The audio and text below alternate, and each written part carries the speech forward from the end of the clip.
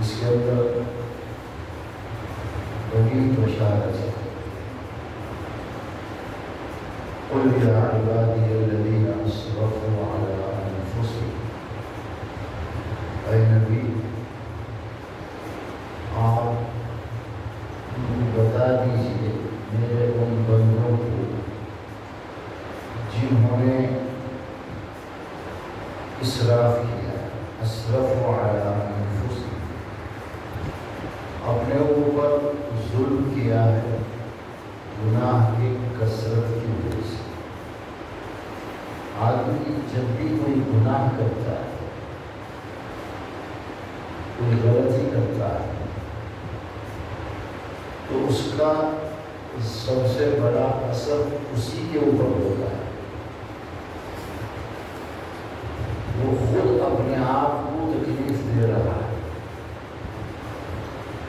ہر گناہ کا یہ تو آخرت میں اس کا انجام، لیکن اس دنیا میں بھی سائیڈ افیکٹ ہوتا ہے۔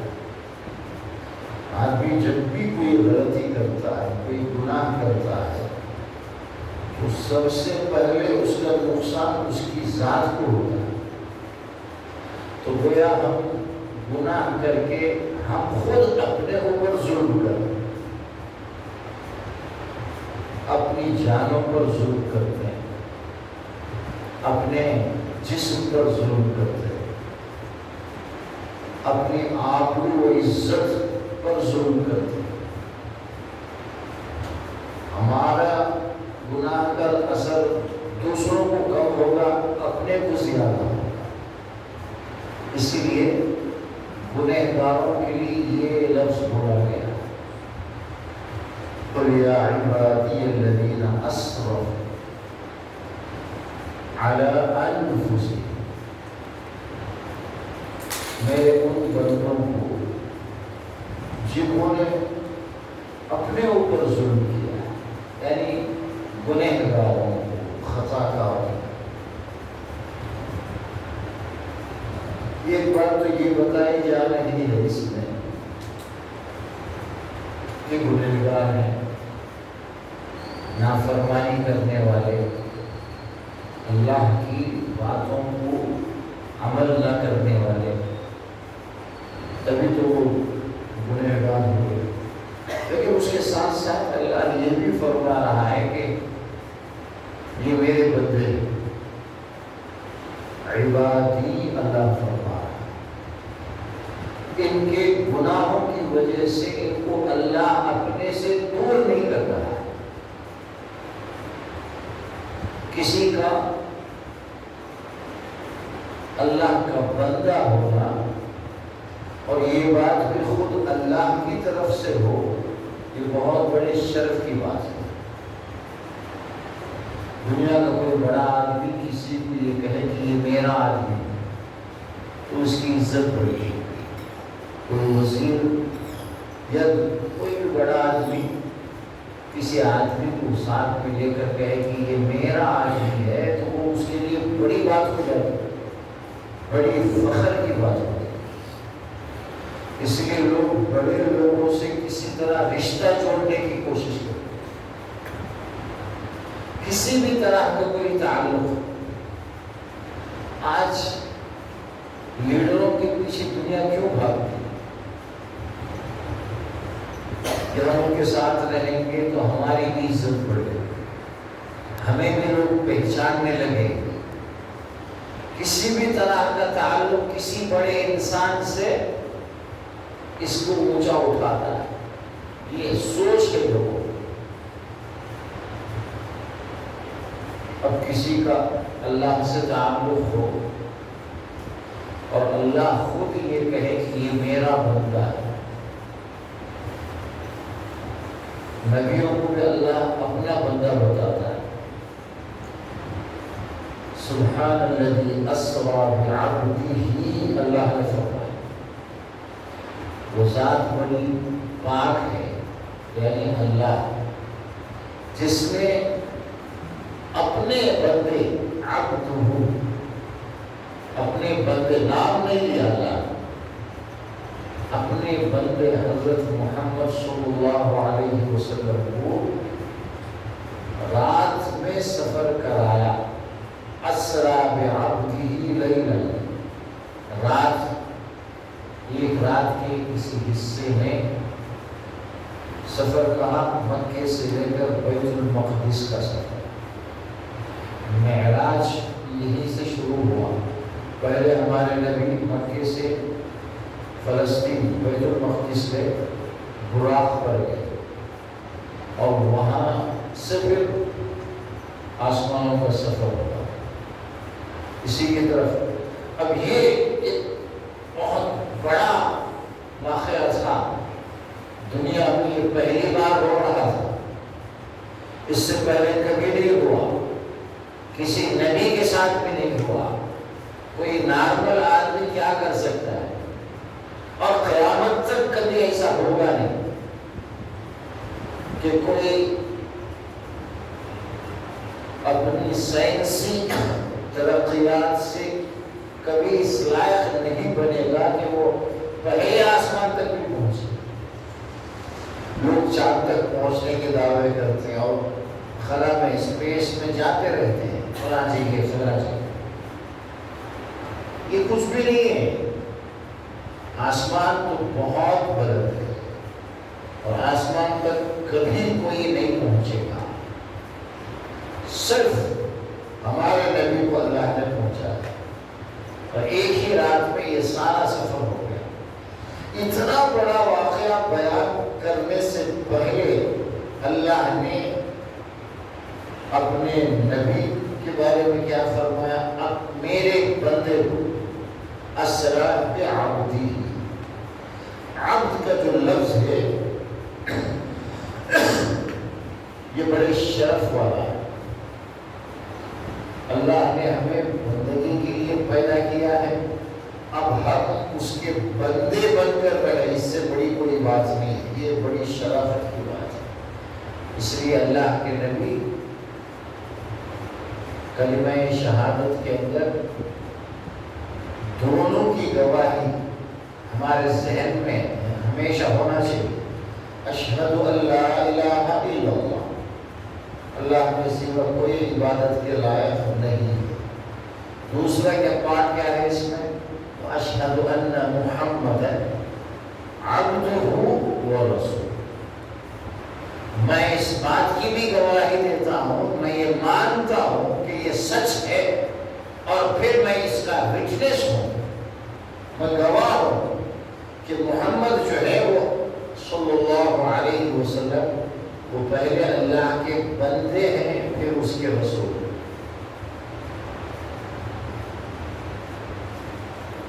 ہمارے نبی کی بندگی بندے ہونے پر امت کے ہر فرد سے گواہی لی جاتی ہے کہ مانو اس کو. اگر کوئی اس کلمے کو نہیں مانتا، انکار کرتا ہے تو وہ مسلمان ہی نہیں ہوگا. اسلام میں داخل ہونے کے لیے ضروری دونوں پارٹ لا الہ الا اللہ محمد رسول اللہ. لیکن اسی کو جب آپ گواہی پہ لائیں گے تو وہاں لفظ عبدہ بھی آئے گا. ہم سب یاد کرتے ہیں دوسرا کلمہ اشہد ان لا الہ الا اللہ وحدہ لا شریک لہ واشہد ان محمدا عبدہ ورسولہ. میں اچھی طرح مانتا ہوں، کہتا ہوں، یقین کرتا ہوں، مجھے کوئی ڈاؤٹ نہیں ہے کہ اللہ کے نبی حضرت محمد صلی اللہ علیہ وسلم وہ اللہ کے بندے ہیں، پہلے بندے ہیں. نبی تو 40 سال کے بعد ہوئے. شروعات تو ایک انسان ایک بندہ ہے، ماں کے پیٹ سے پیدا ہوئے اللہ کے بندے. پھر بڑھتے گئے جوان ہوئے، 40 سال تک تو بندے ہی تھے. پھر وہی کا سلسلہ شروع ہوا تو رسول اللہ نے آپ کی طرف رسالت بھیجی، آپ کو رسول بنایا تو رسول بن گئے. تو اللہ کے نبی کو پہلا بندہ ماننا یہ ایمان کا حصہ ہے. اس کلمے کو سب پڑھتے ہیں لیکن کچھ حضرات کہتے ہیں کہ ان کو انسان مت کہو، ان کو بندہ مت کہو.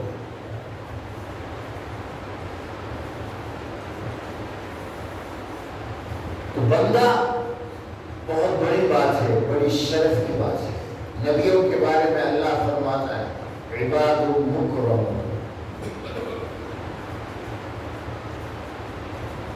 اور ہم وضو کرتے ہیں، وضو کے بعد کی جو دعا ہے اس میں سے ایک اللہم اجعلنی من التوابین واجعلنی من المتطہرین واجعلنی من عبادک الصالحین۔ اے اللہ مجھے توابین میں سے فرما، توبہ کرنے والا، بار بار اللہ کی طرف توجہ کرنے والا، بار بار اللہ کے سے معافی مانگنے والا تواب۔ وجعلنی من المتطہرین، اور مجھے ہر طرح کے گندگی سے پاک صاف فرما۔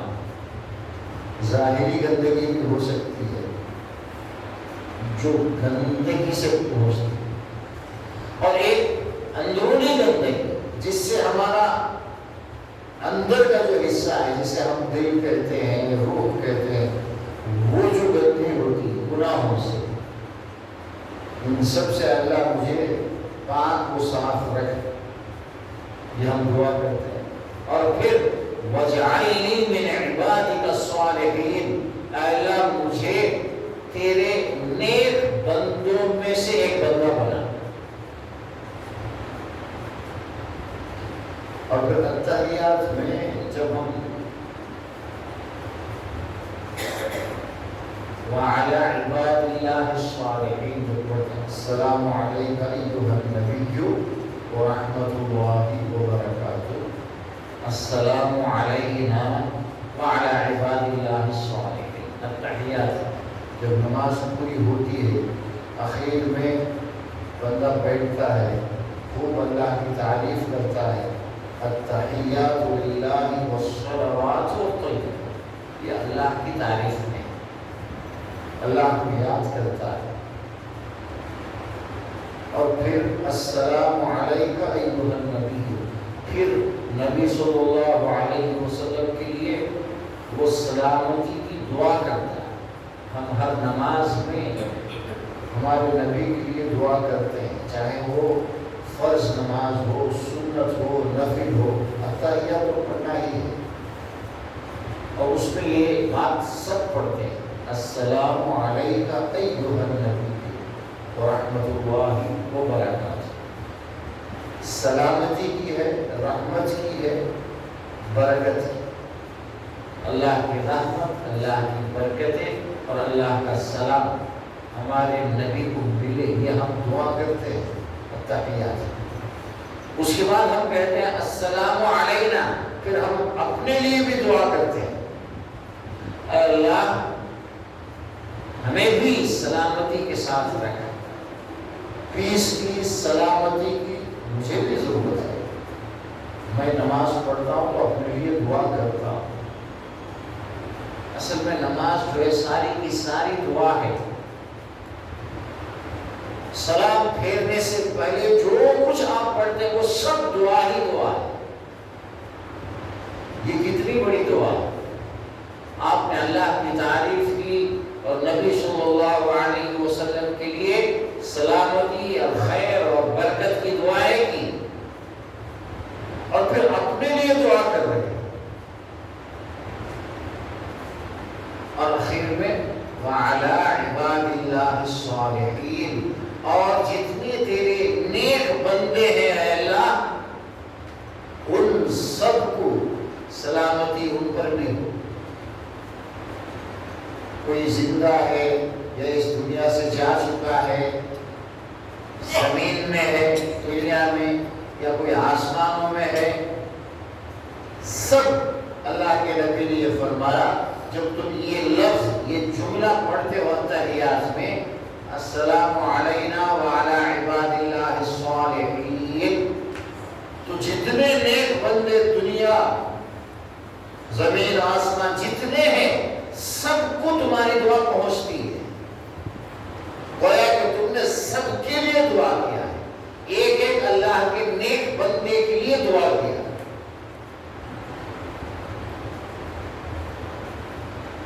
اب کیا رہ گیا؟ اور پھر اس کے بعد پھر درود کا سلسلہ شروع ہوتا ہے.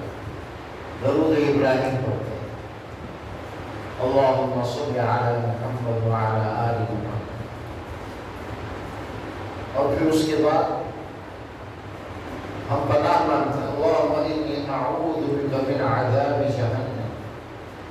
دنیا کے لیے تو ہم نے خوب مانگ لیا کہ اللہ مجھے صحیح سلامت رکھ، اور ساری دنیا کے لوگوں کے لیے آپ نے دعا مانگ لی. اب آخرت کے لیے بھی تیاری کر رہے ہیں، اللہم انی اعوذ بک من عذاب جہنم. اے اللہ سب سے پہلے تو مجھے دوزخ کے عذاب سے میری حفاظت کر. انی اعوذ بک من عذاب جہنم ومن عذاب القبر. دوزخ تو بعد میں ہے، پہلے مجھے عالم برزخ قبر کی زندگی سے بھی گزرنا ہے. تو پھر دنیا کو دوزخ کو مانگنے، چونکہ دوزخ لاسٹ سٹیج ہے، یعنی جنت یا دوزخ یہ آخری انجام ہے کسی کا بھی. سب کو وہاں جانا ہے. مراحل دنیا کے بعد قبر کے بعد قیامت کا دن، محشر، میدان حشر، اور اس کے بعد جنت یا دوزخ. تو ہم نے پہلے جو آخری اور ہمیشہ کے لیے جو ہوگا اس کے لیے دعا مانگی اللہ سے کہ اللہ ہمیں دوزخ کے عذاب سے ہماری حفاظت کر. پناہ مانگتے ہیں، تو ہی ہے جو ہمیں یہ کر سکتا ہے، ہمیں بچا سکتا ہے دوزخ سے. کوئی اور نہیں بچا سکتا ہے، کسی اور سے یہ بات ہم کہہ بھی نہیں سکتے. ومن عذاب القبر. اور اس سے پہلے یہ جو ایک مرحلہ ہے، یہ اسٹیج جو ہے جو ہم سب کو آنے والا ہے قبر کا، موت کے بعد، اللہ وہاں بھی تو ہماری حفاظت ہے. ومن عذاب القبر. عذاب القبر بہت بھیانک ہے، ہم بار بار سنتے ہیں. اللہ کے نبی نے یہ فرمایا، اگر مجھے اس بات کا ڈر نہ ہوتا کہ تم مردوں کو دفن کرنا چھوڑ دو گے، میں اللہ سے یہ دعا کرتا کہ قبر کا جو عذاب ہے وہ کم از کم میری امت کو سنا دے. دیکھنا نہیں، کم سے کم سنے آدمی کیا ہو رہا ہے، کیا چیخ رہا ہے، کوئی عذاب جس کو ہو. آہو بگا وہاں کیا ہو رہا ہے وہ سنا دے ایک بار. لیکن میں یہ اچھی طرح جانتا ہوں کہ تم میں سے کوئی بھی ایک بار قبر کا عذاب سننے کے بعد وہ کبھی زندگی میں ہمت کر کے قبرستان نہیں جا سکتا. وہ جائے گا نہیں.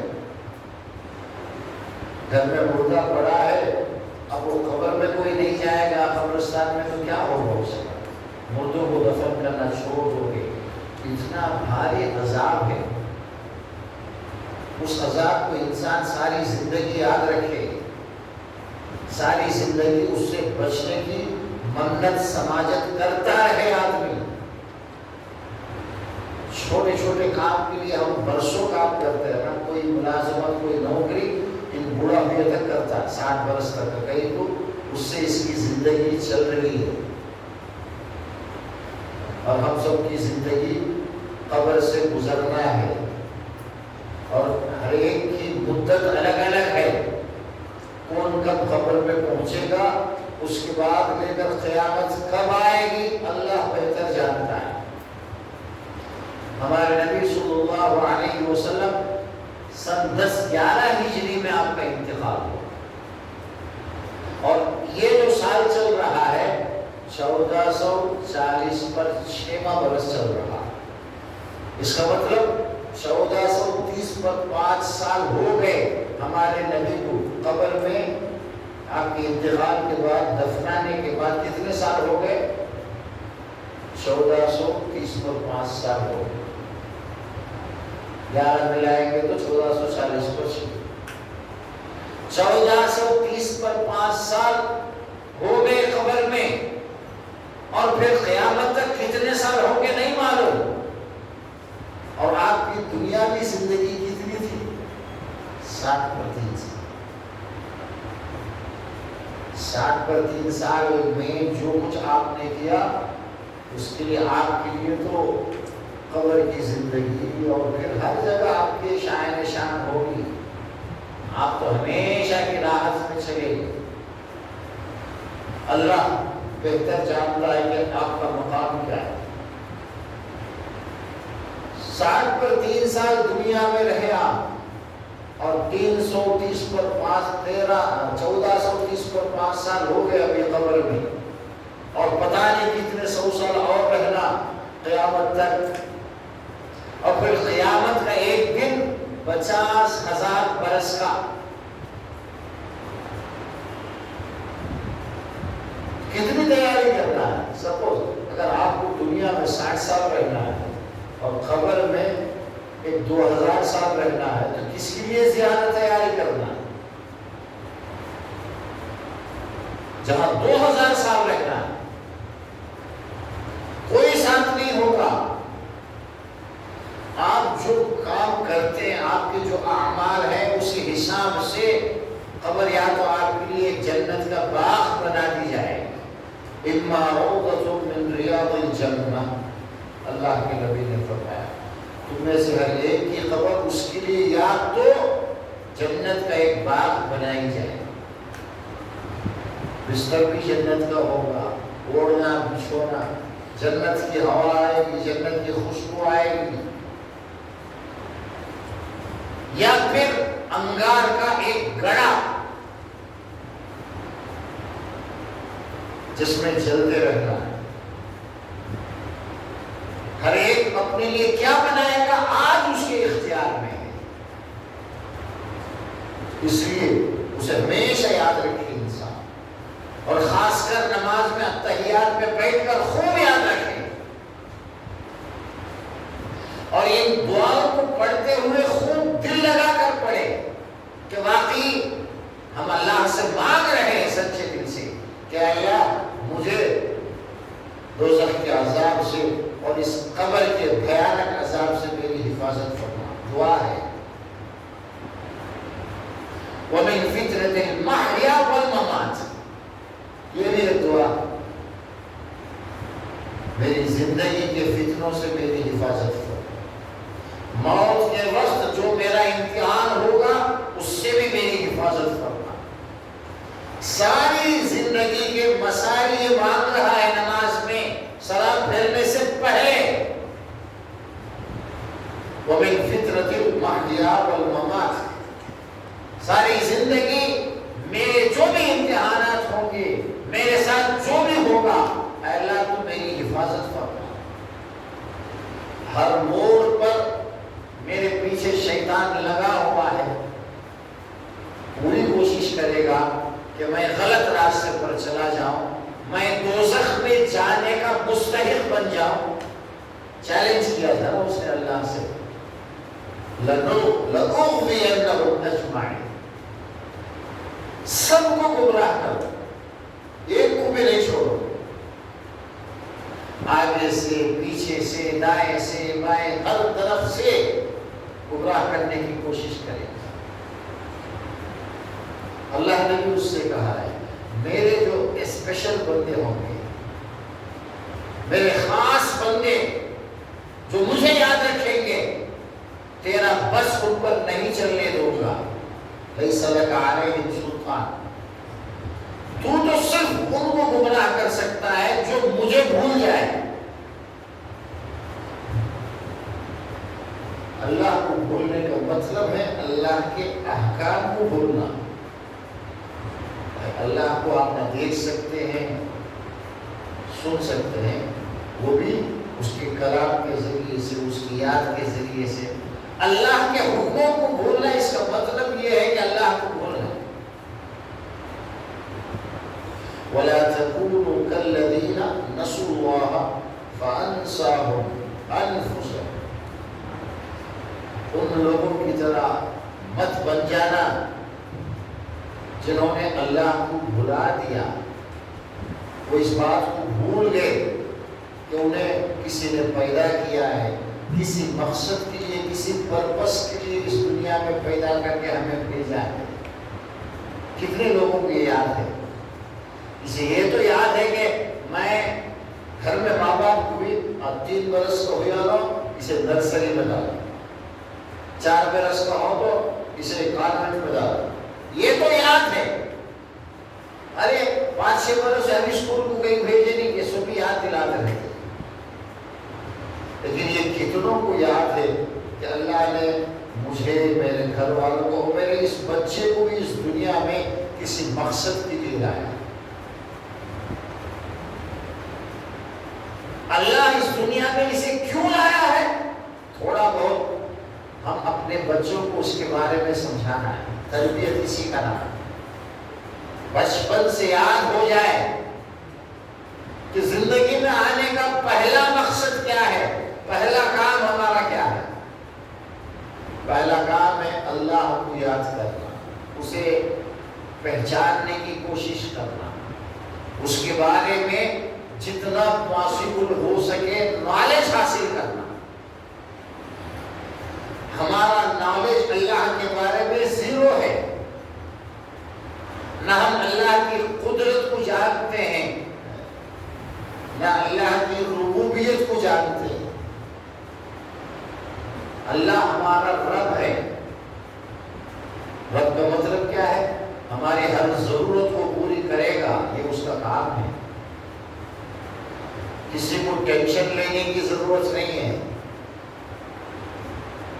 ساری چیزیں اللہ نے، ضروری جو چیزیں ہوتی ہیں بہت آسانی سے مہیا کر رہا ہے. ہم سب کو ہوا کی ضرورت ہے، کسی کو ہوا خریدنے کی ضرورت نہیں ہے.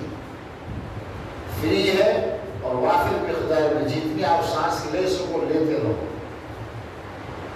ورنہ جب سانس لینا مشکل ہو جاتا ہے اور پھر اسے پائپ لگایا جاتا ہے تو پھر سانس لینے کی اہمیت کا پتہ چلے گا. آکسیجن وہ خود سے اپنے سسٹم میں گڑبڑی کی وجہ سے آدمی خود اگر سانس نہیں لے سکتا تو اسے مصنوعی سانس لینے کے لیے ہم جو لگاتے ہیں سلنڈر وغیرہ پائپ جو لگاتے ہیں کتنا خرچہ آتا ہے، کتنا پرابلم ہوتا ہے. اور جب ایک ساتھ بہت سارے لوگوں کو شکایت ہو جائے تو ملتا بھی نہیں، لوگ مر جاتے ہیں. بہانہ کیا ہے؟ سلنڈر کی کمی کی وجہ سے بڑھ گئے. کورونا میں ہو رہا تھا نا، کتنے بچے مر گئے تھے، لوگ مر رہے تھے. پھر بعد میں سلنڈروں کا انتظام کیا گیا، سب کیا. اللہ کے بارے میں جاننا بہت ضروری ہے. اللہ نے ہمارے لیے کیا کیا کیا ہے. ہم جو کچھ کھاتے ہیں اور کھانا ضروری بھی ہے، بغیر کھانے کے کوئی زندہ نہیں رہے گا. ایک ایک دانہ خوراک کا کہیں تیار نہیں ہوتا ہے. دنیا میں کوئی انسان اسے بناتا نہیں ہے، وہ سب اللہ اپنی قدرت سے زمین سے نکالتا ہے. کوئی ایک دانہ بھی کسی بھی طرح کا، کوئی ایک پھل، کوئی ایک بیج کسی فیکٹری میں نہیں بنے گی. وہ صرف اللہ اپنی قدرت سے دیتا ہے، زمین سے اگاتا ہے.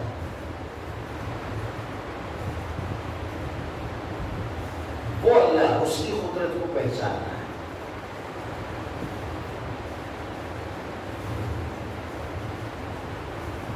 ومن فتنة المحیا والممات.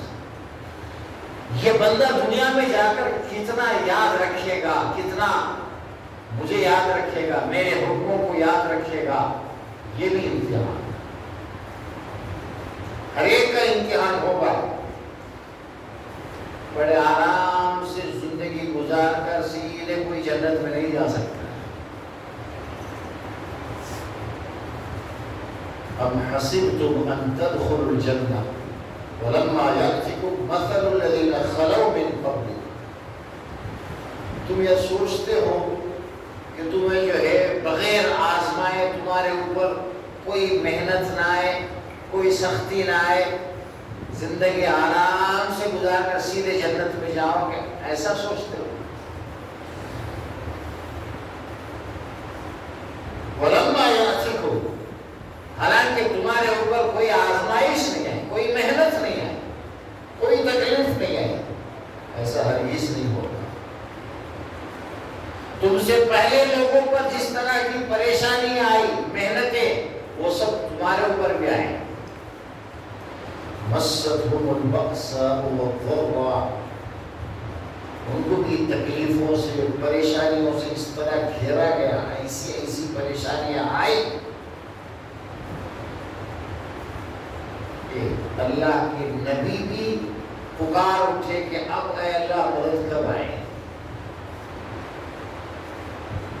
اور ہمارے نبی نے تو خود فرمایا صلی اللہ علیہ وسلم کہ دنیا میں جتنے بھی لوگ آئے اللہ کے راستے میں سب سے زیادہ ہمارے نبی کو ستایا گیا، سب سے زیادہ تکلیف نبی صلی اللہ علیہ وسلم کو دی گئی، آپ کا امتحان لیا گیا، کسی ایک کو نہیں، ساری زندگی کی محنتوں سے ہے اللہ کے نبی۔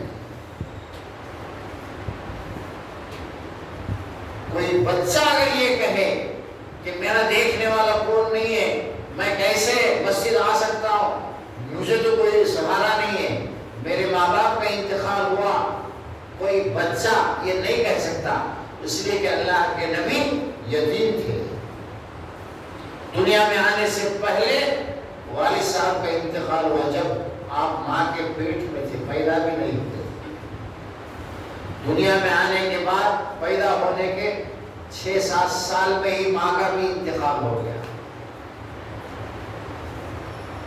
جب وہ یتیم ایک ایک حکم اللہ کا پورا کر سکتے ہیں تو یہ یتیم کیوں نہیں کر سکتا؟ ہر مرحلے میں دنیا کے کسی بھی مرحلے کے کسی بھی انسان کو یہ کہنے کا چانس، موقع ہی نہیں چھوڑا اللہ نے کہ میں اتنی تنگیوں میں ہوں، اتنی پریشانیوں میں ہوں، میں کیسے 5 وقت نماز پڑھ سکتا ہوں، دوسرے لوگ تو بہت آرام میں تھے، ان کی زندگیاں کیسی تھی، مسجد میں تو کھل کر جا بھی نہیں سکتے تھے، برسر عام نماز پڑھ بھی نہیں سکتے تھے، چھپ کر نماز پڑھتے تھے ایک زمانے تک، لیکن نماز چھوڑا نہیں کرتے۔ مدینے میں آنے کے بعد مسجد نبوی بنی تو پھر جماعت کی نماز شروع ہوئی، لوگ اس سے پہلے جو بھی نماز ہوتی، نماز تو مکے ہی میں فرض ہو گئی تھی، لوگ اپنی اپنی نماز پڑھتے تھے جہاں جیسے موقع ملتا، لیکن پڑھتے تھے۔ تو ساری زندگی امتحانات ہے، ایک طرف شیطان کوشش کرے گا کہ ہمیں گمراہ کرے، راستے سے ہٹائے، غلط راستے پر لگائے، ہر برے کام میں ہمیں پھنسائے، یہ شیطان کوشش کرے گا۔ اب ہم اللہ کے سہارے سے ہی سیدھے راستے پر قائم رہ سکتے، اور اللہ بغیر مانگے نہیں دے گا۔ اللہ کی آیت تم طلب کرو، تم کوشش کرو، تھوڑی کوشش کرو گے بہت زیادہ اللہ دے گا، خاموش بیٹھیں گے اللہ نہیں دے گا۔ اس لیے اتحیات میں یہ دعا رکھی گئی، وَمِن فِتْنَةِ الْمَحْيَا وَالْمَمَاتِ، اللہ ساری زندگی میری جتنے بھی امتحانات ہیں، جہاں جہاں موقع ہے کہ میں غلط راستے پر جا سکتا ہوں، تیرے سامنے ہاتھ جوڑتا ہوں اے اللہ، تو مجھے ہر موقع پر میری حفاظت فرما۔ کتنی بڑی دعا ہے۔ نماز میں اصل دعا کرنا ہی کو بولے تھے، اصل نماز میں تو کیا کہ معلوم ہوتا نا، یہ ساری دعائیں ہیں، ان دعاؤں میں اہمیت ہے، ان دعاؤں کو سمجھ کر کرنا ہے۔ وہاں تو ہم نے دعا کیا نہیں، کیا کہ چند باتیں یاد کر لے، پڑھے ہو گیا، سلام پھیرے، نماز ہو گئی، بعد میں ہاتھ اٹھا کرتے رہتا ہے، کیا کہ منیس کا گھروں کا اس جگہ کرتا نہیں۔ سجدے کے بارے میں اللہ کے نبی نے فرمایا، بندہ اس دنیا میں اللہ کے سب سے قریب کب ہوتا ہے؟ جب وہ سجدے میں ہوتا ہے۔ حالت سجدہ، سجدے کی جو حالت ہے کسی بھی انسان کی، وہ اللہ سے قرب کی حالت ہے، اللہ کے بہت قریب ہوتا ہے بندہ اس وقت۔ اس لیے دعا کثرت سے کرنا چاہیے سجدے، جو بھی ہماری ضرورت ہے، جو بھی مانگنا ہے سجدے میں مانگنا ہے۔ فَأَكْثِرُوا فِي الدُّعَاءِ، اللہ کے نبی نے فرمایا، إِنَّ أَقْرَبَ مَا يَكُونُ الْعَبْدُ مِنْ رَبِّهِ وَهُوَ سَاجِدٌ، کہ بندہ اللہ کے سب سے زیادہ قریب ہوتا ہے جب وہ سجدہ کر رہا ہوتا ہے۔ آپ اللہ کے قریب گئے، موقع تھا کہ اللہ سے مانگے، مونگے اس کا آ گیا، محنت کرتا، آفس میں جاتا، ایک آدمی کے اس نے کام ہے، مانگ کا جانا تو کہتے کہ کو مانگ جاتا، مانگ جا کیا بھی ہوئے سر کا آتا، تو فائدہ ہے۔ سجدے میں آدمی دعا کرے، کوئی دعا نہیں آتی ہے سبحان ربی الاعلی، اسی کو پڑھے خوب جان لگا کر، ربی الرب، میرے پروردگار، جو کہ بڑا بلند ہے، بڑی اونچی ہستی ہے، اللہ کی ذات، جو کہ میرا رب ہے، مجھے معلوم ہے میرا رب بہت بڑا ہے، جب اتنا بڑا ہے میں اس کے سامنے جھکا ہوں تو وہ تو میرا خیال کرے گا نا۔ سبحان ربی الاعلی بولنا ہی سب سے بڑی دعا ہے۔ اس احساس کے ساتھ بولو کہ میں اس رب کا نام لے رہا ہوں جو بہت بڑا ہے، بہت بلند ہے، میری ضرورتیں پوری کرنا اس کے لیے بہت ایزی ہے، آسان ہے، کچھ نہیں۔ ایک رحمت کی نظر ڈال دے کسی کی زندگی بدل جائے،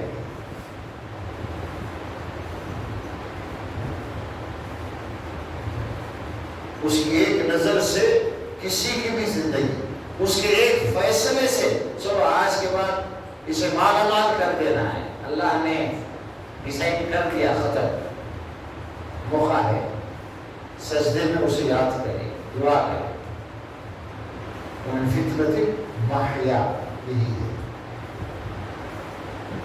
کہ یہ جو امتحان ہے میرا ساری زندگی میں، اس امتحان میں اے اللہ تو میرا ہاتھ پکڑ کر بڑی حفاظت کے ساتھ ہر امتحان میں مجھے کامیابی عطا فرماتے ہوئے آگے بڑھا۔ یہ ہم دعا کر رہے ہیں کب؟ التحیات،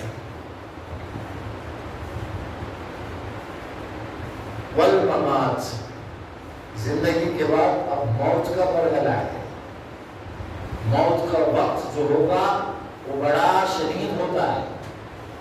ساری زندگی جتنے امتحان ہوتے ہیں، موت کے وقت بہت جلد بڑے بڑے امتحان ہوتے ہیں انسان۔ اس لیے کلمہ پڑھتے ہوئے اللہ کی ذات پر ایمان کے ساتھ اس دنیا سے جانا ہے، تبھی ہماری زندگی کامیاب ہوگی۔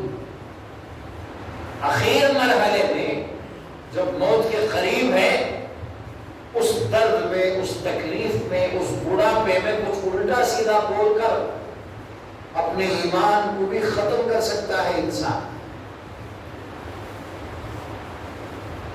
ان چند دنوں میں، موت سے پہلے کا جو وقت ہے، ہر انسان کو اللہ کے سہارے کی بڑی ضرورت ہے۔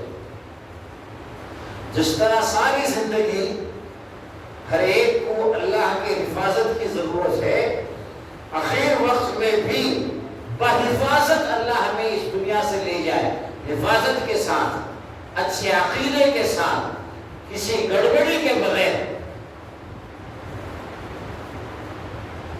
تکلیف میں بھی ہوگا، پریشانی میں بھی ہوگا، کمزور بھی ہوگا، لیکن اللہ کے بارے میں اس کا ایمان اچھا ہونا چاہیے، اللہ کا اچھے سے نام لے، کلمہ پڑھتے رہے، اور اسی طرح اس کی زندگی پوری ہو، موت سے پہلے ایک بار کلمہ پڑھ کر اس دنیا سے جائے۔ یہ کیسے ہوگا؟ اللہ کرے گا تو ہی ہوگا۔ میں یاد رکھ لے وہ سب بھی کریکٹ کرتا ہوں، وہ آدمی سمجھتا ہوتا نہیں، ہوتا ایزی نہیں، کیا ہے؟ اس لیے جسے پتا ہی نہیں ہے نا یہ کب مرے گا۔ کتنے ہمارے دوست ساتھی لوگ ہیں جوانی میں ہی مر جاتے ہیں، ان کو پتا ہی نہیں، کہیں گئے ڈنر کرنے کے لیے کسی فنکشن میں، آ رہے تھے، ایکسیڈنٹ ہو گیا، ختم، وہ بوڑھا ہوا نہیں کہ بولیا سوچ کے بوڑھا ہونے کے بعد میں یہ میں کر لیتا، مسجد میں سرتا جو پیتے سوچتے رہتا ہے کہ انسان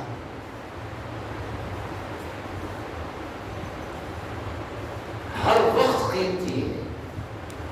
انسان کو اللہ نے وقت ایک ایسی دولت دیا ہے جسے ہم قیمتی بنا سکتے ہیں۔ آپ کا ایک ایک منٹ ویلیبل ہے،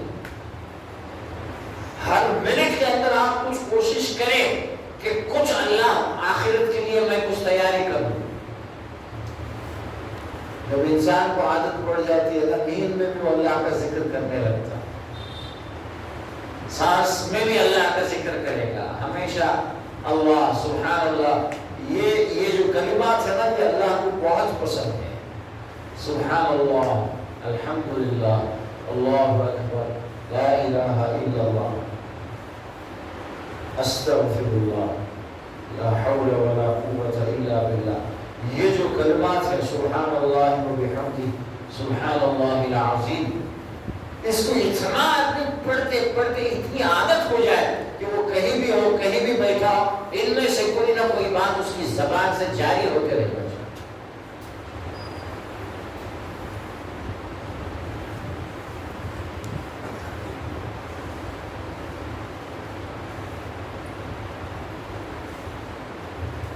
شیخ عبدالعزیز بن باز کے بارے میں یہ لوگ بتاتے ہیں،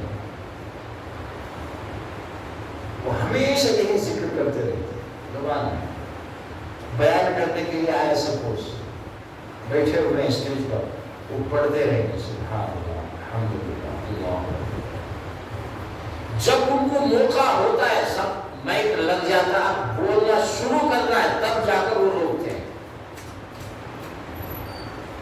کوئی آیا کچھ مسئلہ پوچھنے کے لیے، وہ جب تک بولتے رہے، پڑھتے رہتے ہیں، ذکر کرتے رہتے ہیں، اس کو جواب دینے کے لیے رکتے ہیں، جواب دے کر پھر شروع۔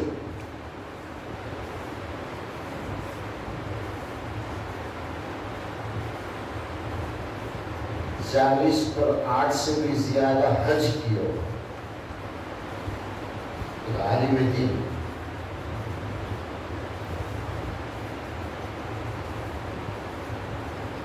چیف جسٹس تھے وہ سعودی عرب کے۔ ہمارے چیف جسٹس کیا کیا کرتے ہیں، بار بار موقع آیا کہ آپ باہر جائیں، کسی پروگرام میں شرکت کے لیے بلایا گیا ان کو، امریکہ ادھر ادھر بہت سارے پروگرام ہوتے ہیں نا، اسلامک پروگرام،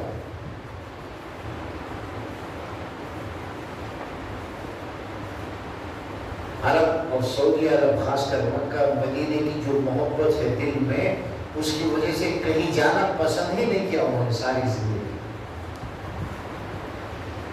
اچھے ملک میں اللہ نے مجھے پیدا کیا ہے اور میں چلا گیا، وہاں کچھ ہو گیا، کتنا نقصان ہے، نہیں گئے کبھی۔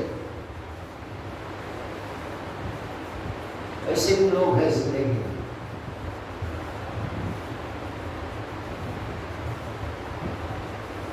میں نے ایک واقعہ ان کے بارے میں پڑھا، ایک پاکستان کا ایک شخص تھا، پاکستان کا کام کرنے کے لیے سعودی عرب گیا،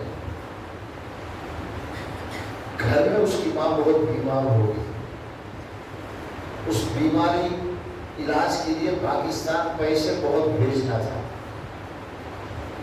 انتظام نہیں ہو رہا تھا۔ ایک دن ایک گھر میں چوری کی نیت سے داخل ہوا، اوپر سے چھلانگ لگا، وہ گھر ان کا ہے اسے نہیں معلوم تھا، پکڑا گیا، آواز آئی، یہ تو جاگے ہوئے تھے، اللہ والے تھے، پولیس والے آ کر لے گئے۔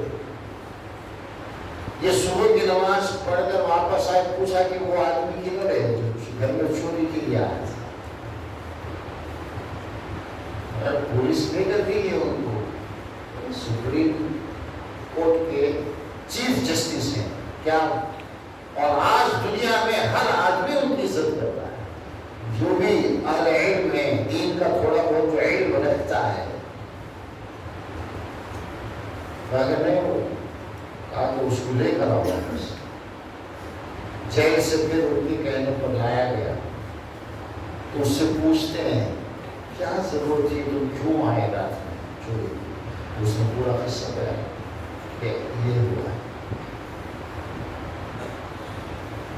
اپنے گھر میں 1-2 دن رکھ کر پوچھا کتنا خرچہ، اس وقت غالباً 7-8 ہزار دیا، 1 لاکھ کے قریب اتنا، تو اس کو انہوں نے اپنے سے 12,000 ریال دے کر کہا جاؤ اپنی ماں کا علاج اچھی طرح کراؤ پھراؤ۔ وہ بندہ گیا، ماں کا علاج کرا کے پھر واپس آیا تو اسے اپنے ہی گھر میں کسی کام پر رکھ لیا، اور وہ بندہ ان کی انتقال تک ساری زندگی رہا ساتھ۔ اللہ کے نعمت ہے اس کی دنیا کے اندر، تو دنیا ہر طرح سے ہمارا امتحان لے گی، ہمیں نیک کام کرنے کا موقع ملے گا، ہم کرتے ہیں یا نہیں کرتے ہیں، ہمیں بگڑنے کا موقع ملے گا، ہم کتنا فاسٹ بگاڑ کی طرف جاتے ہیں، یہ سب اللہ دیکھ رہا ہے۔ ممات ساری زندگی امتحان ہے، پھر موت کے وقت بھی امتحان ہے۔ بندے کے ذہن میں یہ ہونا چاہیے اور خود بھی کوشش کرے کہ وہ ہر گناہ سے بچے، لیکن ہر نماز میں وہ اللہ سے مانگے، میں تو کوشش کر رہا ہوں لیکن اے اللہ جب تک تو میرا سہارا نہ بنے، تیری مدد نہ ہو تو میں جو ہے کسی بھی گناہ سے بچ نہیں سکتا۔ اسی لیے کہتے ہیں نا لا حول ولا قوت الا باللہ، کیا مطلب ہے؟ ایک اچھا کام کرنے کی جو طاقت ہے، دل میں ارادہ ہونا، پھر طاقت ہونا، وہ کام کرنا، اے اللہ تیرے دینے سے ہوگا، تو طاقت نہیں دے گا تو میں کوئی اچھا کام بھی نہیں کر سکتا اور کسی برے کام سے بچ بھی نہیں سکتا۔ حی علی الصلاۃ پکارتے ہیں، اذان کا جواب دینا بھی سنت ہے نا، جیسے جیسے اذان دینے والا جو مؤذن ہوتا ہے وہ کہے اللہ اکبر اللہ اکبر، سننے والے گھر میں جو بھی کوئی بھی، ہر ایک مسلمان، مرد ہو یا عورت ہو یا بچہ، اذان کا آواز سن کر سارے کام چھوڑ کر اس کا جواب دینا ہے۔ بہت سارے لوگوں کو یہ معلوم بھی نہیں، بھائی میں کیا کرتے ہیں، اذان سننے کو جو سر کے اوپر کپڑا ڈال لیتے ہیں، اذان سے سر کو کپڑا ڈال لینے کا کیا ہوا اثر، اسے لنگو کیا؟ اگر آپ باہر ہیں دوسرے مردوں کے ساتھ تو آپ پورے جسم کو ڈھانپیں گے، سر کو بھی ڈھانپیں گے، اور آپ اپنے گھر میں ہیں اپنے بچوں میں تو آپ سر کے بالوں کو چھپانے کی ضرورت نہیں، کھلا رکھ سکتے ہیں، اذان ہو کچھ بھی ہو۔ پردے کا جو حکم ہے وہ آپ کی ذات سے ہے، آپ اپنے جسم کو چھپائیں، اذان سے چھپانے کے لیے تھوڑی، اذان تو اس میں کیا ہے کوئی لنک نہیں، لیکن کسی نے یہ نہیں سکھایا کہ اذان جب بھی ہم سنیں، اذان دینے والے جو جو بولتے اس کے پیچھے سے ہم کو بھی بولنا ہے۔ مؤذن بولے گا اللہ اکبر، سننے والا گھر میں بڑا ہو چھوٹا ہو بچی ہو بچہ ہو وہ سب بولنا ہے، سارے کام چھوڑ کر تھوڑی دیر کے لیے، یہاں تک کہ آپ قرآن بھی پڑھتے ہوئے بیٹھے ہیں، تھوڑی دیر اسٹاپ کرو، بند کرو، اذان کا جواب دو، یہ واجبات میں سے کوئی کام نہیں کر سکتے آپ۔ اللہ کہ آپ نماز میں کھڑے ہو گئے، آپ نماز پڑھ رہے تھے، اذان ہونا شروع ہوئی تو پھر جواب نہیں دیں گے، اپنی نماز پوری کریں گے۔ باقی سارے کام، کسی ذکر میں ہے، ذکر چھوڑ دو تھوڑی دیر کے لیے، اذان کا جواب دو، جیسے جیسے مؤذن بولے گا ویسے ویسے بولتے جانا ہے۔ کہا تک اللہ اکبر اللہ اکبر، جواب میں اللہ اکبر اللہ اکبر، اشہد ان لا الہ الا اللہ، سنے سنو بھی اشہد ان لا الہ الا اللہ، اشہد ان محمد رسول اللہ، سننے والا بھی اشہد ان محمد رسول اللہ۔ اب کہے گا مؤذن حی علی الصلاۃ، اس کا مطلب کیا؟ آؤ نماز کے لیے۔ حیا کو تو آؤ، کب؟ صلاح کو تو نماز کے لیے آؤ، نماز ادا کرنے کے لیے۔ اس کے جواب میں اللہ کے نبی نے کیا سکھایا؟ اب ہمیں بھی حیا علی، ہمیں کسے بولتے؟ ہم نماز کو آپ کو بلاتے مولانا صاحب، ہمیں کسے بولتے؟ نماز کو جانا اللہ سے بولتے ہیں، اللہ ارادہ ہے لیکن تو مجھے طاقت دے، ہمت دے کہ میں جاؤں نماز پڑھ سکوں۔ یہ دعا ہے، لا حول ولا قوت الا باللہ۔ حی علی الفلاح، اس کا بھی وہی میننگ ہے، کامیابی کی طرف آؤ۔ نماز کا وقت ہو جائے، اذان ہو جائے، اب جماعت کے ساتھ نماز پڑھنا یہ سب سے بڑی کامیابی ہے۔ اور یہ کامیابی حاصل کرنے کے ہر دن 5 موقع آتے ہیں، دن میں 5 بار ایسا موقع آتا ہے کہ آپ سکسیس حاصل کرو۔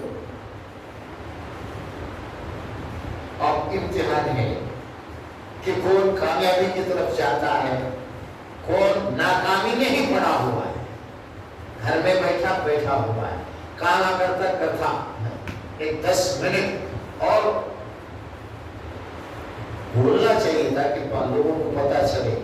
مسجد کے باہر کام کرتے کرتے بھی ایک مسلمان نماز چھوڑ رہا ہے، اس سے بڑی نحوست کیا ہوگی اس کی، اس سے بڑا فیل اس کے لیے کیا ہوگا، اس سے بڑا نقصان اس کے لیے کیا ہوگا کہ اللہ کے گھر کے بغل میں کام کر رہا ہے، ایمان والا ہے، اور پھر وہ نماز چھوڑ رہا ہے۔ مرد ہو یا عورت ہو، اذان کی آواز سن کر فوراً نماز ادا کرنے کی کوشش کر رہا ہے، یہ ذمہ داری ہے۔ جو نہیں کرے گا پھنسے گا، جواب دینا پڑے گا۔ اس حدیث کو یاد رکھیے، اللہ نے فرمایا کہ میں نے تم پر 5 وقت کی نماز فرض کی ہے، جو 5 وقت کی نمازوں کی پابندی کرے گا میں اپنی ذمہ داری سے تمہیں جنت میں ڈالوں گا، یہ اللہ کا وعدہ ہے۔ اور جو پابندی نہیں کرے گا، کیونکہ جمعے کا آتا، عید کو آتا، نہیں تو اس کے راضی دل میں ایسو آتا، نہیں تو نہیں، اللہ نے فرمایا کوئی گارنٹی نہیں ہے، میرا ارادہ ہوگا ڈالوں گا، نہیں ارادہ ہوگا جلاؤں گا، اللہ کہتا ہے۔ اللہ تبارک و تعالی ہمیں دین کی صحیح سمجھ آتا ہے۔ سبحانک اللہم و بحمدک، نشہد ان لا الہ الا انت، نستغفرک۔